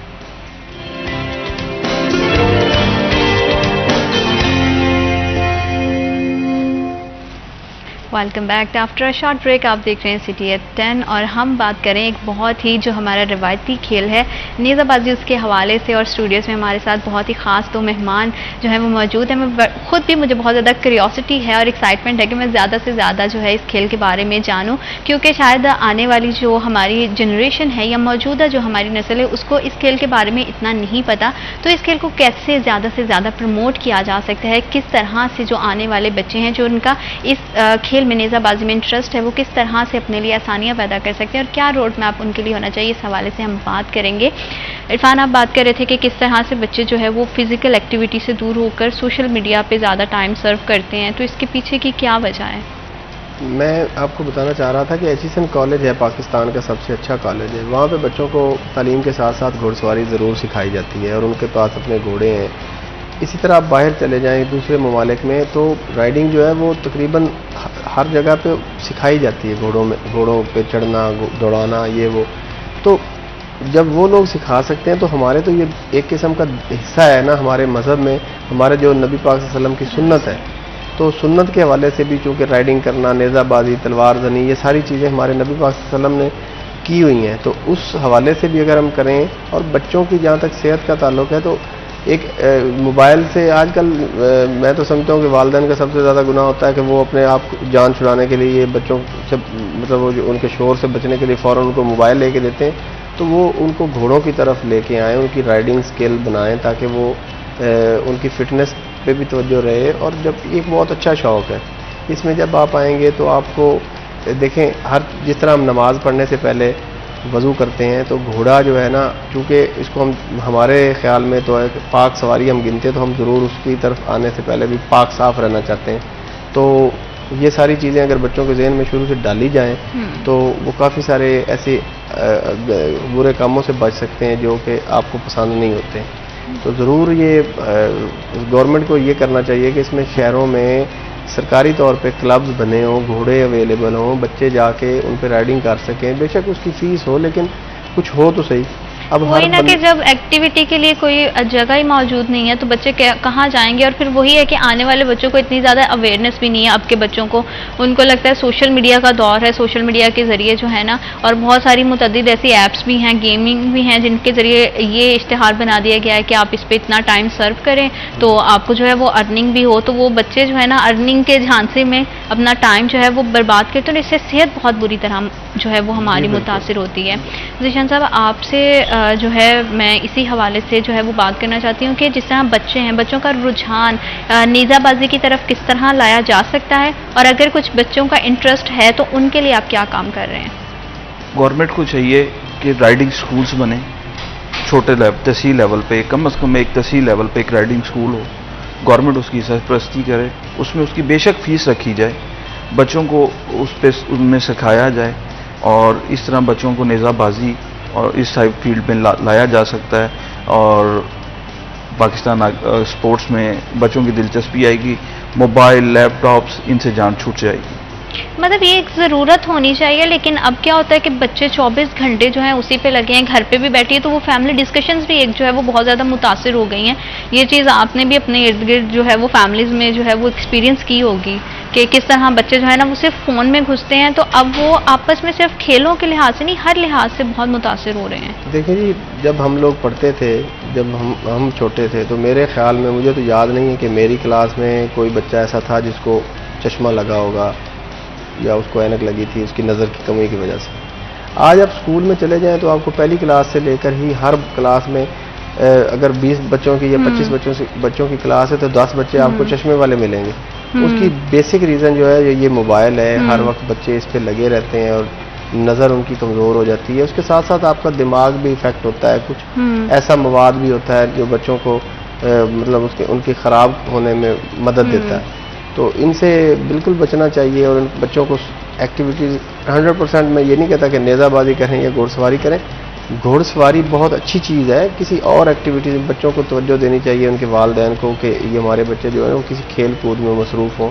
घोड़ों को तो हम इसलिए कह रहे हैं कि एक तो हमें शौक़ है, और दूसरा घोड़ा कोई ज़रूरी नहीं कि घोड़े की राइडिंग सिर्फ नेज़ाबाजी के लिए की जाती है। वैसे भी राइडिंग सीखना कोई बुरी बात नहीं है, बहुत अच्छा खेल भी है और सेहत के लिए भी बहुत अच्छा होता है। वैसे भी जो है वो आप अगर सुबह सवेरे भी उठते हो और किसी भी तरह के खेल से आप मुंसलिक हो तो बहुत सारी हैं। अच्छा, वापस आते हैं बैक टू योर स्पोर्ट, आपकी खेल पे। जब आपने नेज़ाबाजी स्टार्ट की तो कितना मुश्किल रहा आपके लिए सारा सफ़र, और कितना आसान कि नेज़ाबाजी, जारी बात है घोड़सवारी तो आप कर ही रहे थे, तो नेज़ाबाजी के लिए आपको प्रॉपर एक एम की, एक निशाने की ज़रूरत होती है, तो वो सारा अरसा कितना रहा और कितनी उसमें आपको ट्रेनिंग करनी पड़ी? जी, जब मैं पहले नेशनल नेज़ाबाजी की तरफ आया था तो मतलब मुझे बिल्कुल इसके बारे में इल्म नहीं था। तो मैंने फिर काफ़ी दोस्तों से, बुजुर्गों से पूछा कि जी मतलब एक इसमें इक्विपमेंट की ज़रूरत होती है, इसकी स्पार्ट होती है, घोड़े की जो काठी जिसको बोलते हैं पंजाबी में, तो वो नए सिरे से ख़रीदनी थी। एक लांस जो नेज़ा जिसको बोलते हैं, नेज़ा चाहिए था। फिर सबसे बड़ी प्रॉब्लम होती है नेज़ाबाजी में, ग्राउंड होता है। तो चूँकि मेरे पास अपनी ज़मीन थी तो फिर वहाँ पे ग्राउंड वगैरह बना के अपने से दोस्तों को जो नेज़ाबाजी करते थे उनको फिर मैंने बुलाना और उधर उनके साथ मिल के प्रैक्टिस करनी। पहले तो मतलब हमारे हर काम में आप शुरू से परफेक्ट नहीं हो सकते, मेहनत करेंगे तो आगे काम बनेगा। तो बहुत मेहनत की शुरू में ही मुझे एक्चुअली किसी भी काम में आपको अगर आप आगे जाना चाहते हैं तो मेहनत के साथ साथ आपके अंदर एक लगन भी होनी चाहिए, शौक़ जिसको बोलते हैं। तो शौक़ के साथ जो भी आप काम करते हैं ना, अल्लाह ताला उसमें ज़रूर मदद फरमाते हैं। तो मैंने शौक़ के साथ और लगन के साथ किया। जल्दी में वेल फेम हो गया नेज़ाबाजी में, जो हमारी टेंट पैगिंग इधर होती है पंजाब में। तो उसके बाद फिर मेरी तवज्जो जो है वो नेज़ाबाजी जो इंटरनेशनल टेंट पैगिंग थी उसकी तरफ गई। उसमें भी शुरू में तो मेरे पास इक्विपमेंट ही नहीं थे, मेरे पास तलवार नहीं थी, मेरे पास हेलमेट नहीं था ऐसे। तो वो एक पुरानी हमारे किसी बुज़ुर्ग की तलवार थी, जैसे एक घरों में आम एंटीक्स पड़ी होती हैं, वो छोटी सी तलवार थी, उसके साथ मैंने प्रैक्टिस शुरू की। बाद मुझे जो ये भी नहीं पता था कि ये इसकी लेंथ कितनी होती है, मतलब तो फिर जब इसमें प्रॉपर लेंथ होती है कि 43 इंचेस से ज़्यादा नहीं होनी चाहिए सॉर्ड की लंबाई, और जो लांस होती है वो 7 फीट और 2 इंच से कम नहीं होनी चाहिए इंटरनेशनल। यहाँ पर नेशनल में कोई नहीं होता, जितनी मर्जी आपकी लांस छोटी हो बड़ी हो कोई इशू नहीं है, लेकिन वहाँ पे स्पेसिफिक एक लेंथ है जो कि लांस के लिए मैक्सिमम मिनिमम है और जो सॉर्ड है उसके लिए मैक्सिमम है कि इससे ज़्यादा ना हो। तो फिर वो जब पता चला फिर दोबारा से, बल्कि जब मैं पहली दफ़ा ट्रायल देने गया तो वो अपनी छोटी सी तलवार लेके मैं चला गया पाकिस्तान टीम के ट्रायल में।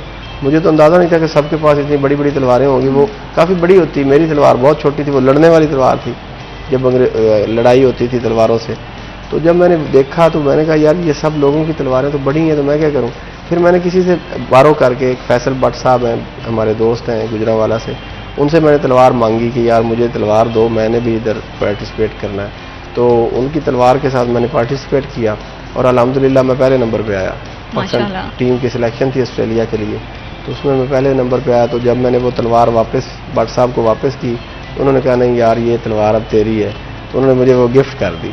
अब अभी भी मैंने संभाल के रखी हुई है वो, चूँकि मेरी पहली सिलेक्शन में और मुझे इस तरह ऑनर के साथ गिफ्ट में मिली थी, तो वो मैंने रखी हुई है। और वैसे भी इसको कहते हैं कि आपका लकी चार्म भी कह लें कि उन्होंने, हालांकि आपकी पूरी प्रैक्टिस जो है वो एक अलग तलवार पे रही और फिर आपने जो है ट्रायल के लिए किया। ज़ीशान साहब, ट्रायल के हवाले से अगर बात करें तो अगर नए आने वाले बच्चे इस खेल का हिस्सा बनते हैं, जिनको घोड़सवारी आती हो या बिल्कुल मुनासिब से कुछ है, क्योंकि जैसे इरफान इनका तो ख़ानदानी था कि घोड़े थे और घोड़सवारी से ताल्लुक़ था, तो नए आने वाले बच्चों के लिए कितना ये चीज़ मुश्किल होती है। और पूरा ट्रायल का जैसे इनको भी नहीं पता था स्टार्टिंग में कि तलवार कितनी मेजरमेंट होनी चाहिए, किस तरह से निशाना लगाना है, वो सारी, तो ये वो बेसिक अवेयरनेस है जो बच्चों तक पहुंचनी बहुत ज़्यादा ज़रूरी है। तो इस पूरे का क्या लाहे अमल रहता है अगर कोई बच्चा ट्रेनिंग के लिए आता है, किस तरह से उनको ट्रेनिंग करवाई जाती है? बल इसके लिए सबसे पहले राइडिंग स्कूल्स होने चाहिए जिसमें बच्चे आएँ और वहाँ ट्रेनिंग हासिल करें। उसके बाद आप प्रोफेशनली नेशनल और इंटरनेशनल लेवल का बाद में है।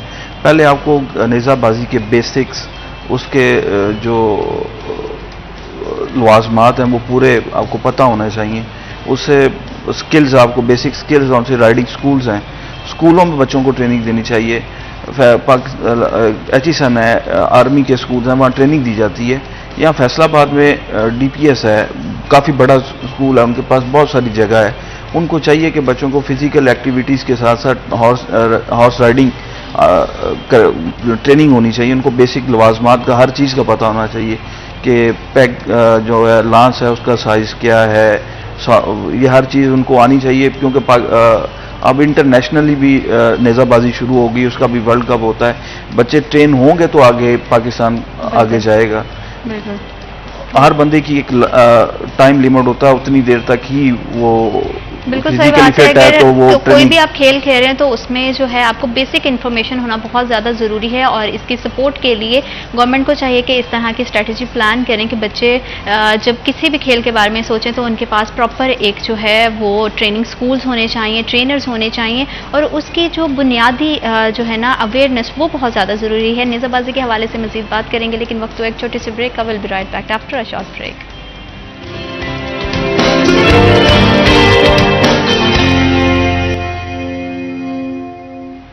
Welcome back after a short break. आप देख रहे हैं CTS 10। नेज़ाबाजी के हवाले से बात कर रहे हैं कि पाकिस्तान का रवायती खेल है और स्पेशली पंजाब में इसे जो है वो बहुत ज़्यादा पसंद किया जाता है, क्योंकि इसमें बहुत ज़्यादा क्राउड भी होता है, लाइव ऑडियंस होती है, उनका शोर व गुल किस तरह से कितना ज़्यादा जो है वो प्लेयर को प्रेशराइज करता है और कितना ज़्यादा मोटिवेट करता है। और इस हवाले से क्या इस खेल में ख़वातीन भी जुड़ रही हैं या मुस्तकबिल में जुड़ेंगे, इसे जानने के लिए हम इरफान आपसे जानना चाहते हैं कि जब आप घोड़सवारी करते हैं और नेज़ा आपके हाथ में होता है निशाना लगाने के लिए, ऑडियंस का बहुत शोर व गुल होता है, जो आपके सपोर्टर्स होते हैं, तो कितना प्रेशर बिल्डअप होता है और कितना ज़्यादा वो आपको एक्साइट भी करता है?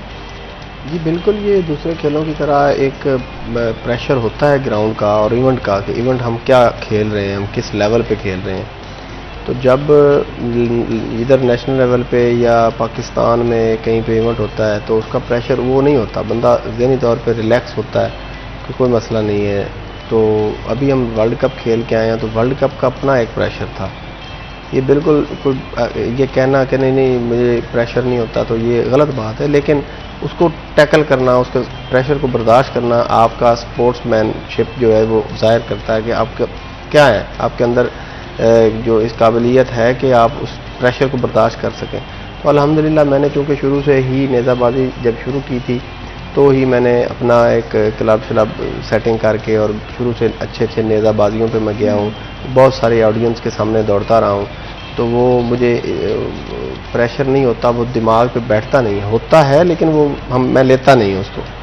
तो इसलिए अल्लाह का शुक्र है मैं काफ़ी मतलब खेल कोई भी हो आपका जो है ना वो ज़हनी तौर पर और असाबी तौर पर मजबूत होना बहुत ज़रूरी है, और वो आपको मजबूत बनाता है। आपकी प्रैक्टिस, आपकी बार बार का लोगों के सामने आना जो है ना वो आपको प्रेशर जो है ना उसको ख़त्म कर देता है, आपके दिमाग पे वो प्रेशर फिर रहता नहीं है। तो अगर आप पहली दफ़ा ही जाएंगे, मिसाल के तौर पे आप प्रैक्टिस सिर्फ घर में करते हैं ना, तो पंजाबी की एक मिसाल बनी हुई है ना कि गोभी गोभी होंगी बंदे बंदे तो ये ना होना कि आप प्रैक्टिस घर पे ही सिर्फ करते रहें, किसी कंपटीशन में जाए नहीं और फिर आप वर्ल्ड कप के लिए चले जाएं, तो मेरे ख्याल में वो कभी कामयाब नहीं हो सकते। मतलब पहले छोटे लेवल से स्टार्ट करना चाहिए कि आप अपने एरिया के जो कंपटीशन है उनमें करें, फिर सूबाई लेवल पे, फिर नेशनल और फिर आगे एक पूरा प्रोसेस रहता है। ज़ीशान साहब, लड़के तो इस खेल से मुंसलिक हैं, क्या लड़कियों का रुझान भी नेज़ाबाजी की तरफ है, और पाकिस्तान में ये रुझान अगर है तो कितना है? अब नेज़ाबाजी में अब लड़कियों की भी टीम जौन सी है वो लोकल नेज़ाबाजियों में भी नज़र आनी शुरू हो गई है। लड़कियां भी वुमेन टीम जौन सी है वो भी लोकल नेज़ाबाजियों में आती है। पाकिस्तान की अब वुमेन टीम भी है जो इंटरनेशनली होके आई है, और एक मेरा लास्ट टाइम अब एक EFP ने एक अंडर-21 टीम भी जो है पाकिस्तान की वो अभी बाहर रिप्रेजेंट करके आई है पाकिस्तान को। उन्हें कुछ ब्राउन और सिल्वर मेडल्स उन्होंने भी हासिल किए हैं माशाल्लाह।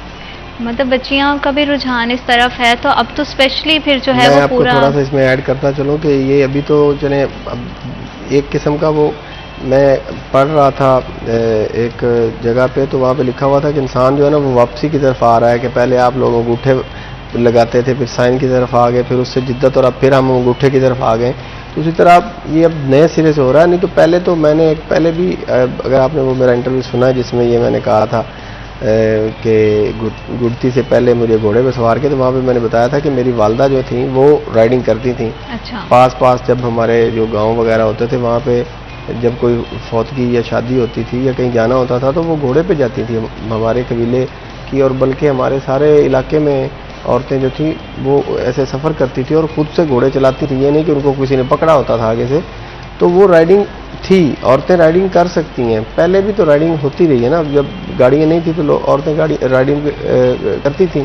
तो अब भी कोई मुश्किल और नया काम नहीं है। पिछले कोई 2 साल से पाकिस्तान की टीम बनी हुई है ये लड़कियों की, और वो बड़ा काफ़ी इस दफ़ा ट्रायल पे हमें तो था कि लड़कियां नहीं आएंगी, ज़्यादा नहीं आएंगी, लेकिन वो जब लड़कियों की टीम का ट्रायल हुआ तो ठीक ठाक वहाँ पे रश था। लड़कियों में शौक भी है और कई तो अच्छी प्लेयर भी हैं जो समझती हैं। अभी ऐसे गार्डन वालों ने पिछले साल एक कैंप लगाया था, तो उन्होंने एक डेलन बशका हैं वहाँ से साउथ अफ्रीका से एक औरत हैं, बहुत अच्छी राइडर भी हैं और कोच हैं, तो उनको उन्होंने बुलाया हुआ था तो लड़कियों के लिए। तो वहाँ पे बहुत ज़्यादा रश था, जितने हम लोग थे लड़के थे उतने ही वो लड़कियाँ भी थीं। उनमें शौक़ भी है और स्किल्स भी हैं। क्योंकि आपने इस खेल को जो है इंटरनेशनल लेवल पे भी प्रमोट किया है, प्रेजेंट किया है, पाकिस्तान का नाम जो है वो रोशन किया है। तो अगर बात करें थोड़ा सा रिवायती खेल के हवाले से और बैनुल-अक़वामी नेज़ाबाजी के मुकाबलों में, तो क्या डिफरेंस नज़र आता है आपको? पाकिस्तान में नेज़ाबाजी जो की जाती है और इंटरनेशनल फोरम पे जब नेज़ाबाजी का मुकाबला होता है, तो इन दोनों में कितना फ़र्क है? इनमें बेसिकली फ़र्क तो बहुत ज़्यादा है।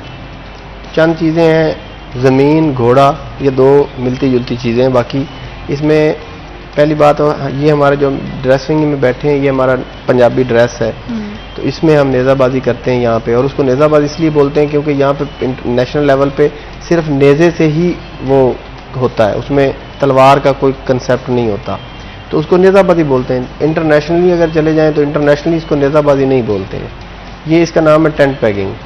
क्योंकि वहाँ पे 20 राउंड का इवेंट होता है, 20 में से 10 राउंड जो है वो नेज़े से होते हैं और 10 राउंड तलवार से होते हैं। 3 दिन में 7 एक दिन, 7 दूसरे दिन, 7 6 तीसरे दिन। तो उसके लिए फिर हम अगर इसको नेज़ाबाजी कहेंगे तो फिर तलवारबाजी भी कह सकते हैं। तो उन्होंने स्पेसिफिक इसका एक नाम रखा है टेंट पैगिंग, मतलब किले उखाड़ना। तो इससे पहले फिर इंटरनेशनली जो होते हैं वहाँ पे लेमन कटिंग भी होती है। अच्छा। 2 लेमन्स लगे होते हैं स्टार्टिंग से मखसूस फासले पे, 15 मीटर उनका गैप होता है, उसके बाद 20 मीटर पे वो किला लगा होता है। और वो उनको ऐसे नहीं कि हर दोनों को ऐसे काट देना है, एक को लेफ्ट से राइट, राइट से लेफ्ट और दूसरे को लेफ्ट से राइट, मतलब ऐसे ऐसे करके उसको काटना है एक एंगल में, एक डायरेक्शन में। अगर आप उसको गलत करेंगे तो वो आपके नंबर जो है ना वो माइनस हो जाएंगे। उसके बाद आगे पैग होता है जो आपने उठाना होता है। इस तरह 2 रिंग्स होते हैं, जिस तरह ये औरतों की चूड़ी होती है इस साइज़ की, तकरीबन उसका वैसे कतर जो होता है वो 6.5 सेंटीमीटर होता है। तो वो रिंग्स होते हैं, उनके अंदर से नेज़े को गुजारना होता है, वो उसके साथ उतर जाते हैं। फिर आगे किला होता है तो उसको उठाना होता है, यानी कि काफ़ी मुश्किल है। ये जो देसी नेज़ाबाजी है इसमें सिर्फ ये बात है कि ये नॉकआउट की बुनियाद पे होती है। आप एक राउंड दौड़ते हैं, अगर आपने किला नहीं उठाया तो आप उस मुकाबले से आउट हो जाएंगे। लेकिन इंटरनेशनल में आपने 20 राउंड दौड़ने ही दौड़ने, वो आपकी टोटल परफॉर्मेंस पे होती है कि अगर आप एक किला मिस करते हैं आप आउट नहीं होंगे, आप 20 राउंड दौड़ेंगे। मतलब वहाँ टोटल जो पूरा खेलने का अंदाज है वो थोड़ा डिफरेंट है, और यहाँ पे हमारी जो रवायती है वो थोड़ा डिफरेंट है सारी चीज़ें। तो फिर वो प्लेयर के लिए जो ऐसे जाके या पहले से जब इंटरनेशनल कम्पीट आप करते हो तो ये सारी आपको पहले से चीज़ें पता थी कि ये सारा ये लाहे अमल रहेगा, इस तरह से स्टेजेस होंगी जिसको क्लियर करके लास्ट स्टेज तक मुझे पहुँचना है? जी बिल्कुल। पहले जब जैसे कि मैंने बताया शुरू में तो किसी को कुछ नहीं पता होता ना, आपको सीखना पड़ता है या किसी उस्ताद से पूछना पड़ता है। तो जब मैं इस गेम में आ गया था तो बिल्कुल उसकी पता था। फिर हमारी बहुत अच्छी ट्रेनिंग करवाते हैं, EFP जो हमारी फेडरेशन है वो इसमें ट्रेनिंग करवाती है। हमारे कैंप्स लगते हैं, 1-2 माह हमें वहाँ पे रहना पड़ता है, तो उसके में फिर हम तैयार हो जाते हैं। क्योंकि हमारे जो घोड़े होते हैं ना वो हम अपने साथ लेके जा नहीं सकते, तो जिस मुल्क में इवेंट हो रहा होता है फिर हमें वहीं से घोड़े दौड़ाने पड़ते हैं। तो उसके लिए फिर मुख्तलिफ घोड़ों की ज़रूरत होती है, जो कई दफ़ा हमें पाकिस्तान रेंजर पंजाब, चूँकि हमारे जो चेयरमैन होते हैं ना हमारी EFP के, वो पंजाब जो रेंजर है ना पाकिस्तान रेंजर पंजाब, इनके जो DG होते हैं वो हमारे होते हैं चेयरमैन। तो वो फिर हमें रेंजर वाले प्रोवाइड करते हैं, कुछ हम अपने लेके जाते हैं। तो मुख्तलिफ घोड़ों पर प्रैक्टिस कर करके हम लोग जो है वो अपने आप को इस काबिल बनाते हैं कि हमें जिस तरह का भी घोड़ा आगे से मिले हम उसको हैंडल कर सकें। जैसे खेलों में बात आती है तो भले हम पूरी दुनिया में कहीं भी खेल आए, लेकिन जब आती है बात पाकिस्तान इंडिया की तो लोगों में एक ना अलग ही जोश, जज्बा और एक्साइटमेंट होती है। If I am not wrong, आपने जो है वो इंडियन प्लेयर्स के साथ भी कम्पीट किया है? जी मैंने अल्हम्दुलिल्लाह कम्पीट भी किया है और मैंने उनको हराया भी है। अभी पहली दफ़ा हमारा जो मुकाबला था वो ऑस्ट्रेलिया में था। तो आप उसको बदकिस्मती कह लें या हमारी कोई ट्रेनिंग में कमी कह लें, हम इंडिया से कभी जीत नहीं सके पहले। तो ऑस्ट्रेलिया में भी इंडिया की टीम पहले नंबर पे रही, हम दूसरे पे थे। ओवरऑल में हमारे एक प्लेयर ने गोल्ड मेडल लिया, लेकिन टीम उनकी आगे रही। फिर वर्ल्ड कप में आया तो वर्ल्ड कप में भी इंडिया हमसे पोडियम में आगे था, 2018 वाले की बात कर रहा हूँ। उसके बाद फिर हम लोग इकट्ठे हुए इंडिया में। इंडिया 2021 में हम लोग इंडिया गए तो वहाँ पे भी मैंने ओवरऑल में गोल्ड मेडल लिया, लेकिन हमारी टीम जो थी वो 2nd प्लेस पे रही, इंडिया 1st पे रही। फिर ओमान में भी इसी तरह मैं इंडिविजुअल में जीता, लेकिन इंडिया को हम पीछे नहीं छोड़ सके। इस दफ़ा अल्हम्दुलिल्लाह हमने ना सिर्फ इंडिया को पीछे छोड़ा, हमने उनको हराया, बल्कि इंडिविजुअल में भी उनका कोई मेडल नहीं था।